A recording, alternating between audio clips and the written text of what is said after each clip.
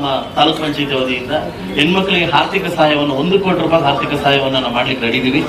ಅಂಥ ವೈಭವ ಇರ್ತಕ್ಕಂಥ ಈ ಮುಳುಬಾಗಿಲಿಗೆ ನನಗೆ ಸಿಕ್ಕಿರೋದು ಅವಕಾಶ ದೇವರು ಕೊಟ್ಟ ವರ ಅಂತ ಹೇಳ್ಬೋದು. ನನಗೆ ದೇವರು ಕೊಟ್ಟ ವರ ಅಂತಾನೆ ಯಾಕೆ ಇವೆರಡು ಹೇಳ್ತಾ ಇದ್ದೀನಿ ಅಂತಂದ್ರೆ, ನಾನು ಲಾಸ್ಟ್ ಮೀಟಿಂಗಲ್ಲಿ ಗಲಾಟೆ ಮಾಡಿ ಆದಷ್ಟು ಬೇಗ ಕೆಪೆ ಆಗಲಿ ಅನ್ನೋದು ನನ್ನ ಆಸೆ ಇತ್ತು. ಅಷ್ಟು ಸರ್ವೇಶ್ ಇದ್ದಾಗೆ ನಾನು ಇದನ್ನ ಮುಂದುವರಿಸಿದೆ.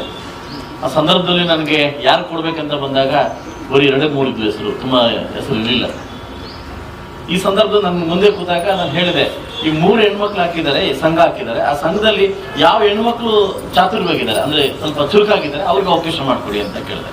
ಇದು ರಾಜಕಾರಣ ಮಾಡೋದು ಬೇಡ, ಇದು ಯಾವ ಹೆಣ್ಮಕ್ಳು ಚುರುಕಾಗಿದ್ದಾರೆ ಅವರಿಗೆ ವ್ಯವಸ್ಥೆ ಮಾಡಿಕೊಡಿ ಅಂತ ಕೇಳಿದೆ. ಸೊ ನಾನು ಯಾಕಂತಂದ್ರೆ ಈ ವಿಚಾರದಲ್ಲಿ ನಾನು ಯಾವತ್ತೂ ಇಂಟರ್ಫಿಯರ್ ಆಗಲ್ಲ, ಯಾಕಂತಂದ್ರೆ ತಪ್ಪದು. ಆದರೆ ಇದು ಅವ್ರು ಕೊಡಬೇಕು ಇವ್ರು ಕೊಡಬೇಕು ಅಂತ ರಾಜಕೀಯ ಮಾಡ್ತಾರೆ. ನನ್ನ ವಿಚಾರದಲ್ಲಿ ಯಾವತ್ತೂ ಹೆಣ್ಮಕ್ಳ ವಿಚಾರದಲ್ಲಿ ನಾನು ಆ ಥರ ಮಾಡಲ್ಲ. ಯಾಕಂದ್ರೆ ನೀವು ಅಬ್ಸರ್ವ್ ಮಾಡಿರ್ಬೋದು, ನಾನು ಬಂದ 8 ವರ್ಷಗಳಿಂದಲೂ ನಾನು ಮುಂದೆ ಯಾವ ಹೆಣ್ಮಕ್ಳು ಬಂದರೂ ಕೂಡ ಅಕ್ಕ ಅಂತ ಕರಿತೀನಿ.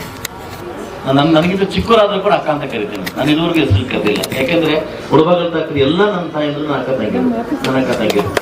ಯಾಕಂದ್ರೆ ಈ ಮನೋಭಾವನ ನಾನು ಒಂದು ಮಾತು ಹೇಳ್ತೀನಿ, ಯಾವ ಸಂಸ್ಥೆಯಲ್ಲಿ ಹೆಣ್ಣನ್ನು ನಾವು ಪೂಜಿಸ್ತೀವಿ, ಯಾವ ಸಂಸಾರದಲ್ಲಿ ಹೆಣ್ಣನ್ನು ನಾವು ಪೂಜಿಸ್ತೀವಿ, ಹೆಣ್ಣಿಗೆ ಗೌರವ ಕೊಡ್ತೀವಿ, ಆ ಸಂಸಾರ ಇದುವರೆಗೂ ಬಿದ್ದಿರೋದು ನೋಡಿಲ್ಲ.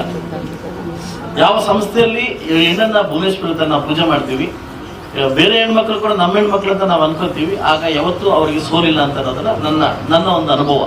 ಯಾಕೆ ಅಂತಂದ್ರೆ ಹೆಣ್ಣನ್ನ ನದಿಗೆ ಹೋಲಿಸ್ತಾರೆ. ಯಾಕೆ ಹೇಳಿ? ಯಾವ ಗಂಡಸ ಒಂದು ಇಟ್ಟಿಲ್ಲ ಅದಲ್ಲ, ಎಲ್ಲ ಹೆಣ್ಮಕ್ಳು ನದಿಗೆ ಹೋಲಿಸ್ತಾರೆ. ಅಂದ ಕಾಲದಲ್ಲೇ ಹೋಲಿಸ್ತಾರೆ. ಯಾಕೆ ಹೇಳಿ? ಅವ್ರು ಹುಟ್ಟೋದೊಂದ್ ಕಡೆ ಹೋಗೋದೊಂದ್ ಕಡೆ, ನದಿಗೆ ತುಂಬೋದೊಂದ್ ಕಡೆ ಹೋಗೋದೊಂದ್ ಕಡೆ, ಅದಲ್ವಾ? ಹೌದಾನೆ? ಎಲ್ಲೋ ಕೊಡಗಲ್ಲಿ ಮಳೆ ಬಿದ್ರೆ ಮೈಸೂರು ಡ್ಯಾಮ್ ತುಂಬುತ್ತೆ, ಹೌದಲ್ಲ?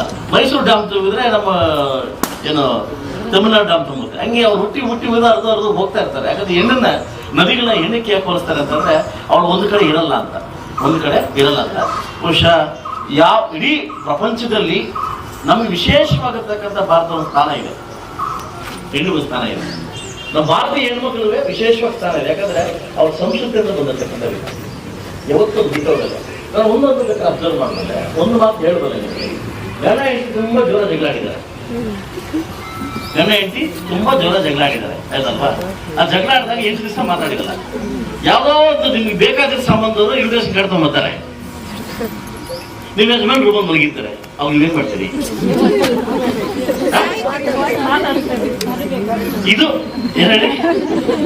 ಇದು ನಮ್ಮಲ್ಲಿರ್ತಕ್ಕಂಥ ಗುಣ, ಆಯ್ತಲ್ವಾ? ಇಲ್ಲ ಜಗಳ ಆಡಿದ್ದೀವಿ ಹೋಗಿರೋದು ಕಳಿಸ್ತೀವ? ಇಲ್ಲ ತಾನೆ. 8 ದಿವಸ ಒಬ್ರಿಗೊಬ್ರು ನೋಡ್ಕೊಂಡಿದ್ದೀವಿ, ಆಯ್ತಲ್ವಾ? ಅದು ನಮ್ಮಲ್ಲಿರ್ತಕ್ಕಂಥ ಸ್ವಭಾವ, ನಮ್ಮ ಹೆಣ್ಮಕ್ಳು ಇರ್ತಕ್ಕಂಥ ಒಂದು ಸ್ವಭಾವ. ಸೊ ಅದಕ್ಕೆ ನಾನು ಅವಾಗಲೂ ಅವ್ರು ಹೇಳ್ಕೊಡ್ತಾ ಇದ್ದೆ, ಯಾರಿಗೆ ನಂಗೆ ಮಾತಾಡಕ್ಕೆ వచ్చే ಮಂಗಳಮ್ಮ ಅಂತ ಹೇಳಿದ್ರು, ನೀ ಮುಂದ್ರ ಮಗಳು ನಿಮ್ಮ ಈ ಮಗುನಾಡು ಬಾಗ ನಿಕ್ಕಿ ಒಬ್ಬ ಚಿಕ್ಕಮ್ಮ ಅನ್ಕೊಂಡ ಮಾಡಿ ಅವ ಚೆನ್ನಾಗಿ ಮಾತಾಡ್ತಾರೆ, ಅದಲ್ವಾ? ಸೊ ಅದರಿಂದ ಹೆಣ್ಮಕ್ಳಿಗೆ ಒಂದು ವಿಶೇಷವಾಗಿ ಗೌರವ ಇದೆ. ಅದರಲ್ಲೂ ಕೂಡ ನನ್ನ ಮುಳುಬಾಗಿಲಿನ ತಾಯಿದ್ರು ತುಂಬಾ ವಿಶೇಷವಾಗಿರ್ತಕ್ಕಂಥ ತಾಯಿದ್ರು. ಇವರು ಅವ್ರ ಸ್ವಾಭಿಮಾನ ಬಿಟ್ಟು ಯಾವತ್ತೂ ಬದುಕಲ್ಲ. ಅದು ಅಂದು ಬಂದ ಆ ಮುಳುಬಾಗಿಲಿನ ಹೆಸರು ನಾನು ಓದ್ತಿದ್ರೆ ನಮಗೆ ಒಂದು ಮೈ ಜುಳುಕ ಅಂತದೆ. ಅಂಥ ವೈಭವ ಇರ್ತಕ್ಕಂಥ ಈ ಮುಳುಬಾಗಿಲಿಗೆ ನನಗೆ ಸಿಕ್ಕಿರೋದು ಅವಕಾಶ ದೇವರು ಕೊಟ್ಟ ವರ ಅಂತ ಹೇಳ್ಬೋದು. ನನಗೆ ದೇವರು ಕೊಟ್ಟ ವರ ಅಂತಾನೆ ಹೇಳ್ಬೋದು.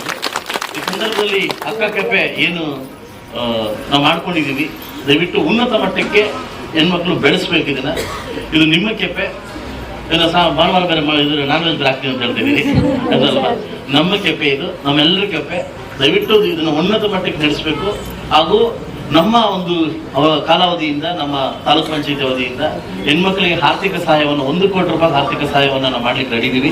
ಎಲ್ಲಾ ಸಂಘಕ್ಕೂ ನೀವು ಏನು ಸಂಘ ತಗೊಂಡ್ರು ಕೂಡ ಆರ್ಥಿಕವಾಗಿ 1 ಕೋಟಿ ರೂಪಾಯಿನ ನಾವು ನಿಮ್ಮ ಸಹಾಯ ಮಾಡ್ಲಿಕ್ಕೆ ನಾವು ರೆಡಿ ಇದೀವಿ. ಅದನ್ನ ಉಪಯೋಗಿಸ್ಕೊಳ್ಳಿ.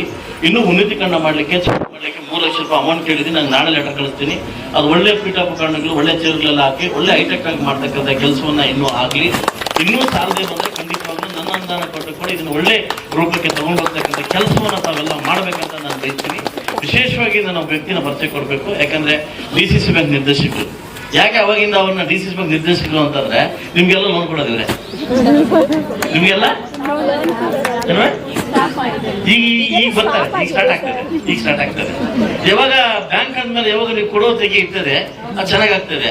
ఇక్కడ పెట్టుకొని అక్కడ పోకపోతే ఏమైతుంది చెప్పండి అలా ఇక్కడ పెట్టుకొని అక్కడ పోకపోతే స్టాప్ అయిపోతుంది. ಹಂಗೆ ಎಲ್ಲ ಹೆಣ್ಮಕ್ಳು ಕೂಡ DCC ಬ್ಯಾಂಕ್ನ ಮರುಪಾವತಿ ಮಾಡಿ ನಿಮ್ಮ ವ್ಯವಹಾರವನ್ನು ಹೆಚ್ಚಿಸಿಕೊಂಡ್ರೆ ತಾಲೂಕಲ್ಲಿ ನಾನು ಇವತ್ತು ನಿರ್ದೇಶಕರನ್ನ ನೀವೆಲ್ಲ ಆಯ್ಕೆ ಮಾಡಿದಿರಿ.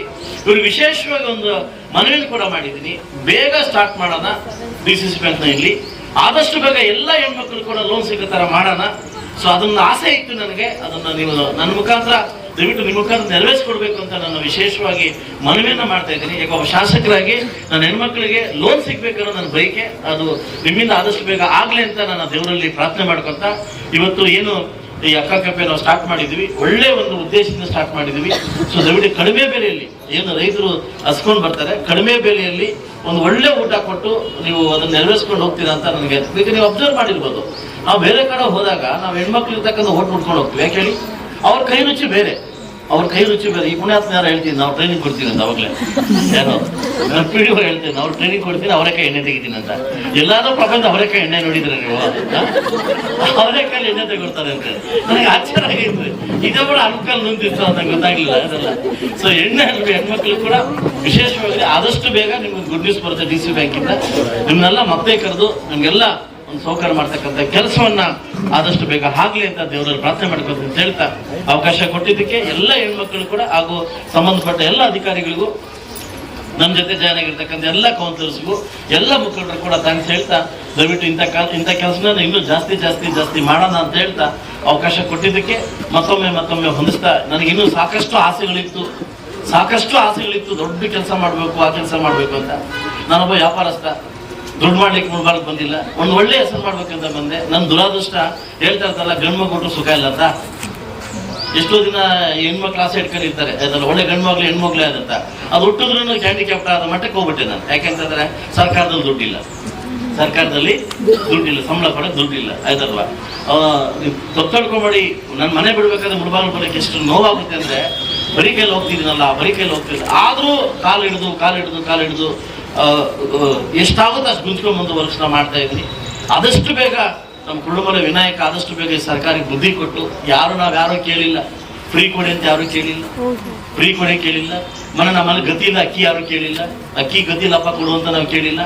ನಮ್ಮ ಸಂಸಾರ ನಾವಿದೆ, ಹೋಗ್ಲಿಕ್ಕೆ ರೋಡ್ ಇಲ್ಲ, ಅದಲ್ಲ ಕುಡಿಲಿಕ್ಕೆ ನೀರಿಲ್ಲ, ಈ ಬದುಕಲಿಕ್ಕೆ ನಾವೇನ ಕೇಳಿದ್ವಾ ಅವ್ರನ್ನ, ನಮ್ಗೆ ಕೊಡಿ ಅಂತ ಕೇಳಿದ್ವಾ? ಇಷ್ಟು ದಿವಸ ನಮ್ ಗಂಡಂದ್ರೆ ಕಟ್ಟಿರ್ಲಿಲ್ವಾ? ನಮ್ದೇನು ಬಸ್ಗೆ ಹೋಗೋದಕ್ಕಂತ ಏನು ಫೀಸ್ ಕಟ್ಟಿಲ್ವಾ? ಕರೆಂಟ್ ಬಿಲ್ ನಾವು ಕಟ್ಟಿರ್ಲಿಲ್ವಾ? ಈಗ ತಾನೇ ಹೇಳ್ತಾ ಇದೆ ಕರೆಂಟ್ ಬಿಲ್ ಎಷ್ಟು ಮಾಡಿದ್ದಾರೆ ಅಂತ. ಕಳೆದಕ್ಕೆ ಬರೋಕ್ಕಿಂತ ಜಾಸ್ತಿ ಇನ್ನೂ ಮಾಡಕ್ಕಾಗುತ್ತೆ, ಅದಲ್ವಾ?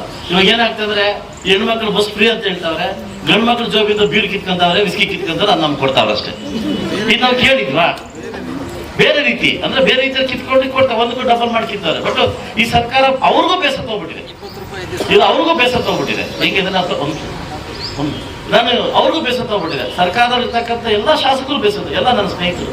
ಏನಕ್ಕಪ್ಪ ಬೇಕಿತ್ತು? ಯಾಕಂದ್ರೆ ನಮ್ಗೆ ದುಡ್ಡು ಕೊಡ್ತಾ ಇಲ್ಲ, ರೋಡ್ ಮುಸ್ಲಿಕ್ಕೆ ದುಡ್ಡು ಕೊಡ್ತಾ ಇಲ್ಲ, ರೋಡ್ ಹಾಕ್ಲಿಕ್ಕೆ ದುಡ್ಡು ಕೊಡ್ತಾ ಇಲ್ಲ, ವೆಂಟಿಲೇಟರ್ ಹಾಕಿ ನಮ್ಮ ಇದ್ರಲ್ಲಿ ಹಾಸ್ಪಿಟಲ್ ಯಾವ್ದಾದ್ರು ಎಮರ್ಜೆನ್ಸಿ ಪೇಷಂಟ್ ಬಂದ್ರೆ ವೆಂಟಿಲೇಟರ್ ಇಲ್ಲ, ನಾನು ತರಿಸ್ಕೊಟ್ವಿ. ಡಯಾಲಿಸಿಸ್ ಮಾಡ್ಲಿಕ್ಕೆ ಬಡವರು ಡಯಾಲಿಸಿಸ್ ಕ್ಯಾನ್ಸರ್ ಇದಾದ್ರೆ ಡಯಾಲಿಸಿಸ್ ಮಾಡ್ಲಿಕ್ಕೆ ಒಂದು ಮಿಷನ್ ಇಲ್ಲ, 6 ಮಿಷನ್ ತರಿಸ್ಕೊಟ್ಟೆ. ಯಾವ್ದೇ ಕಾರಣಕ್ಕೆ ಇಲ್ಲಿಂದ ಬೇರೆ ಕಡೆ ಹೋಗ್ಬಾರ್ದು ಅಂತ.